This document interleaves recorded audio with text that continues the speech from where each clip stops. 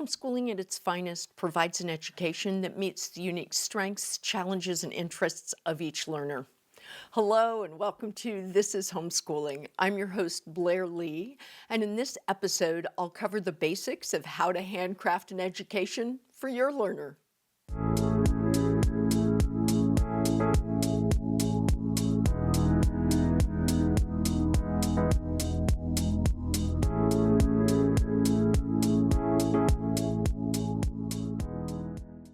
The realization that a homeschooled education is a handcrafted one came to me many years ago as I was just waking up.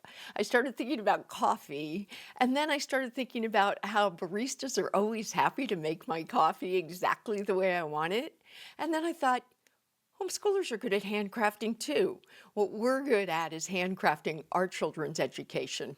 A handcrafted education requires a paradigm shift from how something is best taught to how it's best learned, so that there's a focus on optimizing learning, not the best way to teach.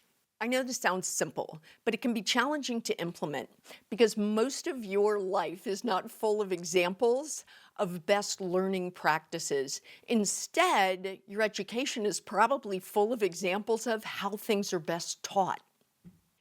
The academic benefits when there's a focus on how a subject is best learned are impressive. Handcrafting focuses on individual learning styles and pacing over an arbitrary timeline for learning. Engagement and motivation over rote memorization and long-term retention and application by focusing on deeper understanding and cross-curricular connections. Even more important than academics are the benefits to the learner's sense of self. When an education is provided from the perspective of how someone best learns, you're showing the learner that you value their unique intellect and how that unique intellect accesses and processes the information. It's easy to see how that affects an individual's relationship with learning. A focus on best learning practices leads naturally to a learner-centered education. This is an education that centers on the learner and their learning. This is not self-directed learning.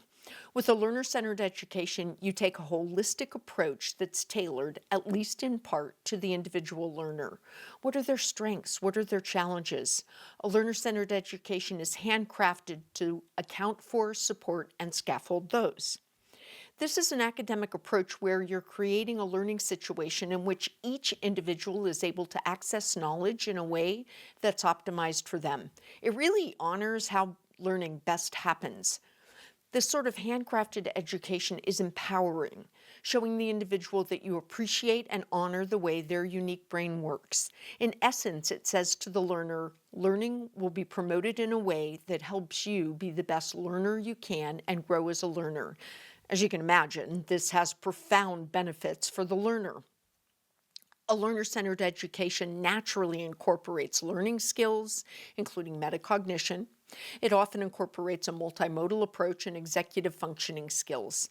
In these ways, the effect of a learner-centered education is a shift from solely focusing on academics to also emphasizing the skills needed to access and process information. Instead of only considering whether a student excels in science, math, or ELA, or the age at which they began reading, we also consider their facility with learning, the ease and proficiency with which they can acquire new knowledge. We pay attention to the best path for them to be able to learn information in a deep and nuanced way. So the first step of a learner-centered education is getting to know how your child learns. This is like taking measurements for an article of clothing, and just like that's part of what makes that article of clothing custom, this is part of what will make your child's education unique. To start, I recommend that you write down your observations of how your child learns. Homeschoolers can be so critical of themselves that it's really important that you record your successes. What was the high point of learning for the day? Even if it was only a little bit better than it was yesterday, what was it? And how can you continue with that? If you have challenges or concerns, these can be for any reason. What were they? And what are some possible solutions? Who in your community could you reach out to get some advice? Would the See Facebook forum be a good place to get this information? And then write your observations about your child as a learner. These should include how your child learns best.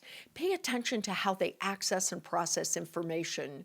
If your child were given the option to learn something and they could choose the approach or the materials, what would they choose? There's plenty of evidence to how they would do this as your child chooses how they might learn more of something that really engages them. How do they get in the information? Where do they go?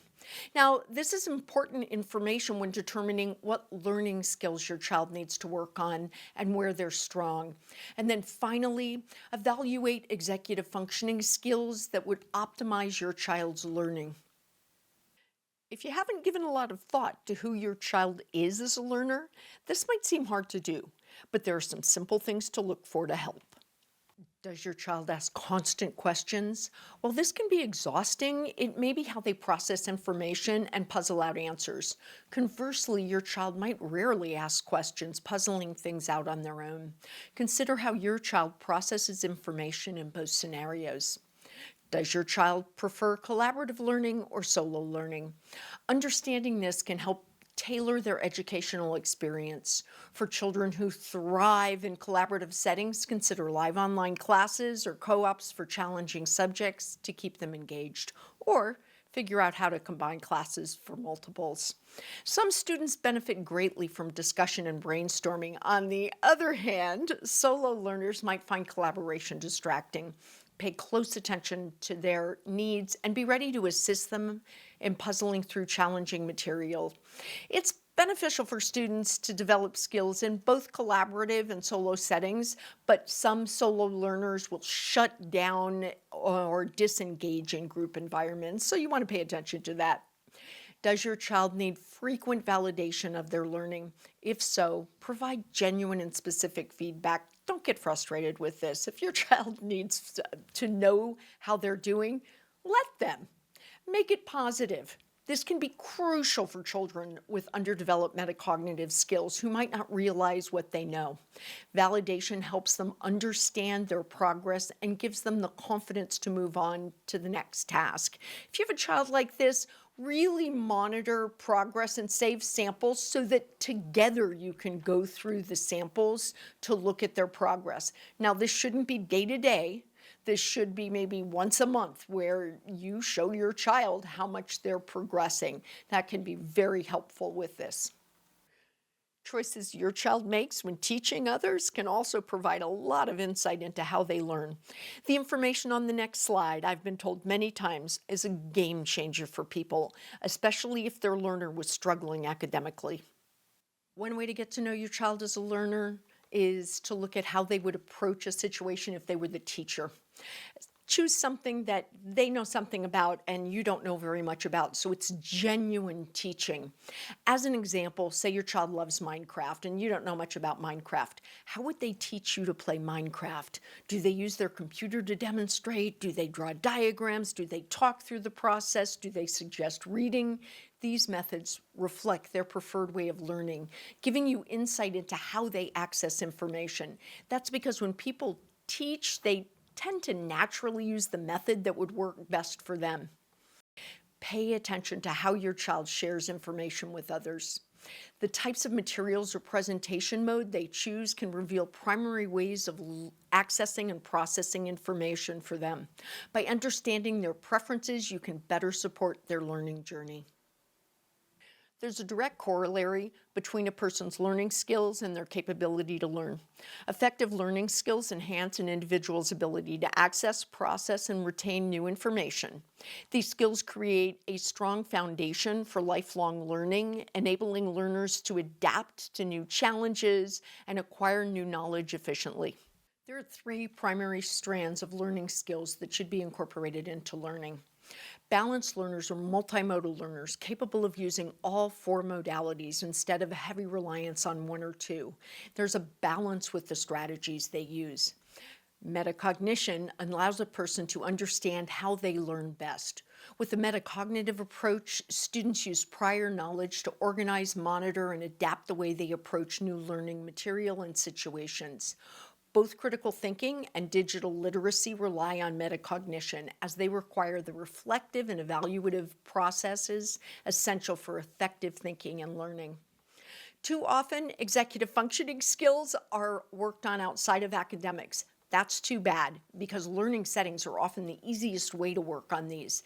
And as I saw many times as a college professor, academic work benefits when a learner has strong executive functioning skills and suffers when they don't. So there are 4 primary learning modalities: reading, writing, visual, kinesthetic, and auditory.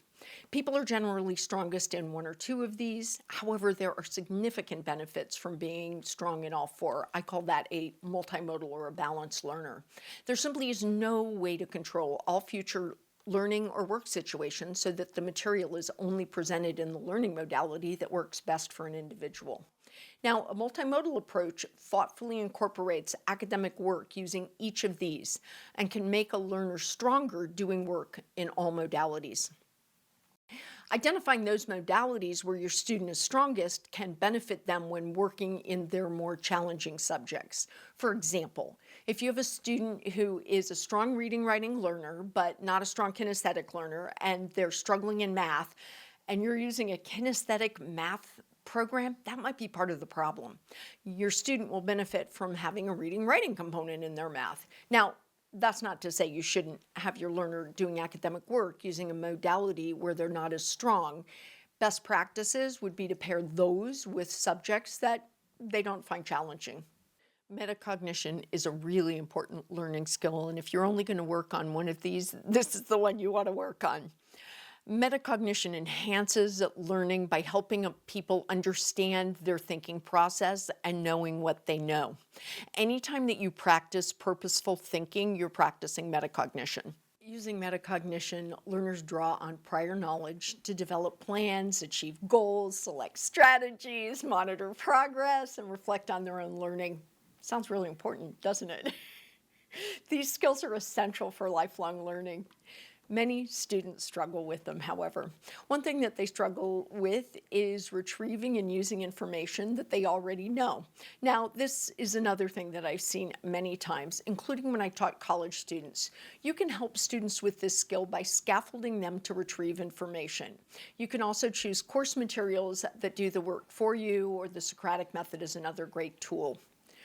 Metacognition is an important tool for self-evaluation, and so if you have a student that really struggles with how well they're doing on work, they think they're not doing as well as they are, they could use some work on metacognition because it enables learners to reflect on their understanding and identify areas for improvement, and also to know what they know. By engaging in metacognitive practices, students can assess their strengths and weaknesses more accurately, leading to more effective learning strategies. Additionally, metacognition coupled with self-evaluation helps learners set realistic goals and monitor their progress, fostering a deeper awareness of their learning processes. Now, some learners are going to need a great deal of explicit instruction and modeling in order to self-evaluate in a way that's fair to their growth in learning. And so you really need to help a student who you see being unfair about their learning outcomes to make sure that they're hearing it, if not inside their own head and not internally, they're hearing it externally from you. Critical thinking is a component of metacognition. When students reflect on and analyze their learning processes, they develop the ability to think more critically. This reflection allows them to evaluate their understanding, identifying gaps in their knowledge, and then develop strategies to address these gaps. By fostering critical thinking, metacognition helps learners become more independent and effective learners. Media literacy, closely tied to both critical thinking and metacognition. It involves the use of prior knowledge and the ability to recognize what one knows and doesn't know. In today's digital age, we are constantly bombarded with information from various media sources. Developing media literacy skills enables learners to critically evaluate the credibility and reliability of the information that they're using. Through metacognitive practices, students learn to question and reflect on the sources of their information, discern biases, and make informed decisions about what they trust. By integrating critical thinking into metacognitive strategies, students can navigate the digital landscape more effectively and become more discerning consumers of information. Executive functioning skills are important for managing tasks and organizing learning and life efficiently. These skills include planning, time management, and self-regulation. I think we can all agree that the ability to think about the future, create a plan, and maintain a healthy work-life balance is an important skill and has long-ranging benefits in the context of both academics and life. Start by having students make plans for how they'll get their work done. Give them help and support for meeting their deadlines. Remember, with all of these, if it's a skill worth working on and mastering, it is one worth helping students succeed at. Effective time management allows students to allocate their time wisely, balancing schoolwork, extracurricular activities, and rest. This skill is essential for meeting deadlines and reducing stress. Speaking of stress, the ability to remain calm and level-headed when encountering disappointments or constructive feedback enables students to be better at learning from their mistakes. They're also better at applying metacognitive skills, as it's much easier to retrieve information and know what you know in a calm state. Adults often misjudge a child's cognitive load, assuming they can handle the same amount of information the adult can. However, a child's cognitive load is generally less than an adult's, often substantially. A big part of successfully handcrafting learning is to manage cognitive load carefully. One thing that's important to pay attention to when you're handcrafting someone's education is the cognitive load that they're able to handle. If you're not familiar with the term cognitive load, this refers to the amount of information that an individual's working memory can process at any given time. This varies individually and impacts their ability, like I said, to process information. By optimizing their cognitive load, you can adapt teaching methods and materials to maximize learning potential, reducing the likelihood of overwhelm or frustration and creating a more positive and engaging learning environment. Journaling can really help you figure out your child's cognitive load. You journaling, not them. That actually adds to their cognitive load unless they're really comfortable journaling. Just remember, this is fluid and will increase over time. A learner's cognitive load can also vary by subject. For example, a child who could write for an extended period might not be able to do math for the same amount of time.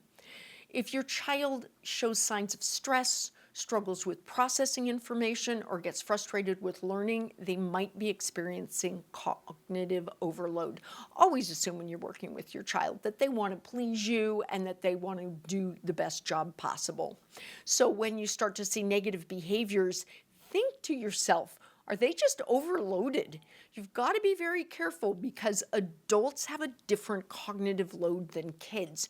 And so you can have some bias as to how much a child can handle.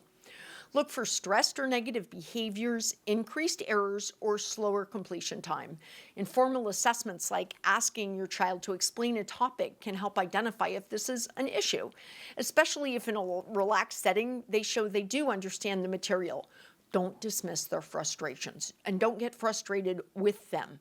Consider cognitive overload as a potential cause and don't let your biases dictate what is and isn't a challenging task for someone. Working on learning skills can increase cognitive load. All those things I was just talking about, executive functioning skill, multimodal approach, metacognition, they can actually increase your learner's cognitive load. That's because skilled learners can generally tackle more complex tasks. Working on a learning modality that comes more naturally reduces the likelihood of cognitive overload. Engaging in self-regulation and metacognitive practices adds layers of cognitive activity. Strong executive functioning skills can also help manage cognitive load by making complex tasks more manageable and sustaining effective learning. Break down complex tasks into smaller, manageable chunks. For example, focus on sentence construction over multi-paragraph essays. Eliminate distractions to help children who struggle to tune things out of their surrounding. And for challenging subjects, use instruction methods that minimize overload and gradually introduce varied methods as they mature. If this is something you'd like more information on, I have an upcoming episode about it. An important part of raising a lifelong learner is using a growth mindset based on the belief that a child's basic skills and abilities are things they can cultivate through their efforts, strategies, and help from others. People with a growth mindset view unknowns as temporary obstacles, thinking, I don't know what I'm doing yet, but I can figure it out. If this is something that you think you should be working on, and hopefully it is, celebrate the journey and emphasize that persistence is key to overcoming challenges. Encourage your child to see effort as a path to mastery that starts with one step, and praise hard work and perseverance way over innate talent or something that comes easily. We should really be focusing in education on praising most those things that require the largest effort to be successful at, so that we promote this attitude within students that they want to keep striving. It's just so important. Encourage your child to ask for help when needed. Show them that seeking assistance is a strength, not a weakness. And so you have to be thoughtful when someone's asking for your assistance. Don't be too busy for them. Then, when it comes to asking for assistance being a strength, model this behavior by asking for help when you need it. Demonstrate that collaboration and input are essential for growth. If this is an area of struggle, for example, if you or your child struggles with perfectionism, apply a 1% better rule. This is where every day in each subject area, you work on becoming 1% better. Doesn't matter what it is, can be anything. Each person needs to be able to state what they did that was 1% better. This is a manageable amount. It doesn't seem like much, but over time it really adds up. And so with your child, if you think, oh, okay, we might want to try that, let them tell you what they did that was 1% better, and then tell them what you did that was 1% better, so that they can see you really channeling into growing in your endeavors as well. Thoughtful evaluations are powerful catalysts for nurturing the growth of learners. They're an essential part of handcrafting a learner-centered journey. When you provide insight, feedback, and scaffolding, you empower students and optimize the learning process. Thoughtful evaluations also serve as an important diagnostic for you to figure out where to teach next. Your evaluative process should be consistent with your philosophy of how learning best happens. That's because it's a practical manifestation of that philosophy for your learners. As an example, because of my philosophy about how learning best happens, I work to make evaluations learner-centered and growth-focused with a combination of a task-oriented and holistic approach. An example of task-oriented would be, what one or two things should the learner focus on next? Coupled with holistic, what does their work show they've mastered and learned using a broad lens? I include this in feedback as well. One of the most important factors for success when evaluating work is your mindset. The more effectively you channel a growth mindset as a guiding principle for effective learning, the more likely it is that your evaluations will catalyze growth. Treat mistakes as diagnostic information about what to work on next. Remember, arbitrary timelines do not optimize learning. Take the time needed for learning to happen without getting frustrated about it.